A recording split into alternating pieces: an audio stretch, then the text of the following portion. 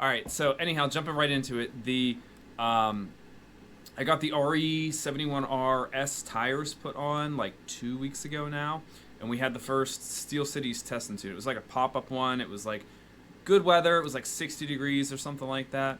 Got out there, scrubbed them in. It didn't rain or anything, so I got a proper scrub in. I think we got somewhere around like 12 runs, so it was pretty good. The tires felt really good. I think the car was a little bit off pace of maybe where I wanted it to be, but again, the tires had to get scrubbed in and everything, so I'm not too worried about it. I made the front sway bar a little bit softer, and I don't really know if it had any difference. The front end feel was still really good, so I don't know if it really did anything, to be completely honest, but I'm going to go with that. I still need to order end links in the front, because I'm currently running the stock ones, and I think they're just too long. They need to be shorter because I've lowered the car and everything.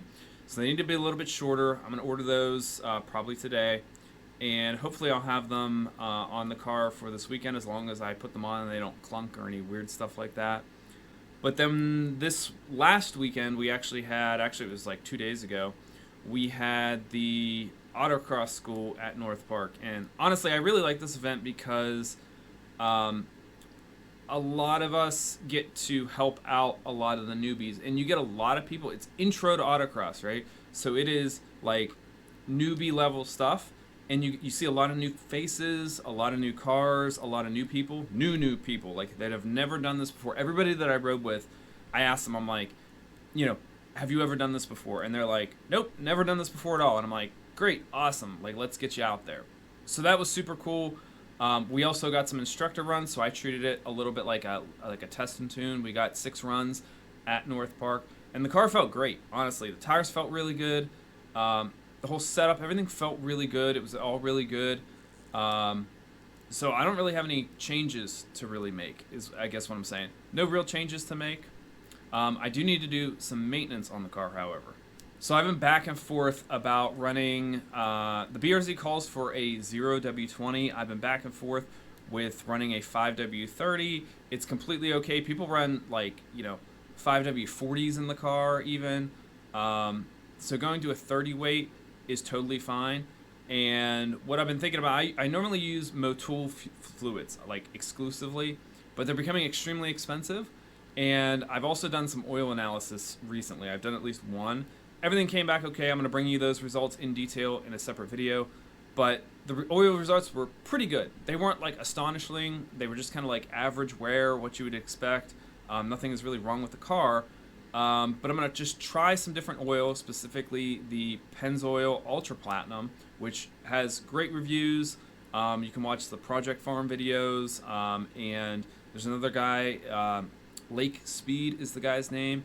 He goes by the Motor Oil Geek. Very informative on motor oils, gear oils, and all that stuff. I mean, crazy stuff that he looks at.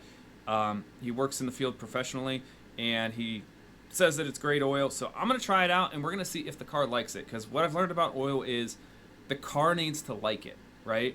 Your car can do better with one oil. It can wear a certain way with other oil. So I'm going to try this, and if it seems okay, right, it's actually a lighter 5W30. I'm going to move to a 5W30. It's a lighter 5W30. So I'm going to run that and just see what the results are. And the thing is, if I get the same wear and the same protection as the oil that costs twice as much, that's totally fine too, right? So we're going to try it out, just see what it is. I do have to change the rear differential fluid and the transmission fluid. I'm just going to go with the Motul Gear 300. I already have it downstairs. I probably got to grab another liter from my buddy Josh, who has a bunch laying around. I actually sold him one a while ago, so it's quite expensive stuff. It's like $20 to $25 a liter, so it does really good. I don't have anything to really change with that. I'm just going to replace the fluid since I already have it, and it's what I've been running in the car for the past 5 years. It just needs to be done because I haven't done it in 2 years, and when you're beating on your car at autocross and everything, even though you're not putting a bunch of street miles on it, at least I don't, I think you should still change your fluids like on a regular basis. Another slight thing that I do want to look into and potentially address is I've noticed my coolant has been coming out of the coolant overflow bottle, and I've traced it back to it not being like the coolant's not overheating or anything like that. Like I'll go take a couple runs and I'll come back and look at it and it's totally fine. It looks totally fine, but some of it splashes out of the coolant overflow, and there's actually a little like hole at the top that's meant to be there. And if your coolant overflows from there, if it gets too high, then it'll come out of there. Well, I more recently filled it up with fluids to get it to the full mark, because you do lose a little bit here and there just from evaporation over like a year. You'll lose a couple ounces, and I typically top it up at the beginning of the year. And after I did that, it started kind of like not pushing coolant, but the coolant would come out of that overflow bottle, and I'm like, why does it just keep splashing out of this? Like, what's up with that? And what I traced it back to is I think the car just has such high cornering G-forces at this point that the water actually, the coolant actually like comes up out of the bottle and it gets up to that hole and then a little bit like dribbles out of the hole. So I might put a piece of tape on the hole and just see if it happens again, or like a piece of aluminum tape or something.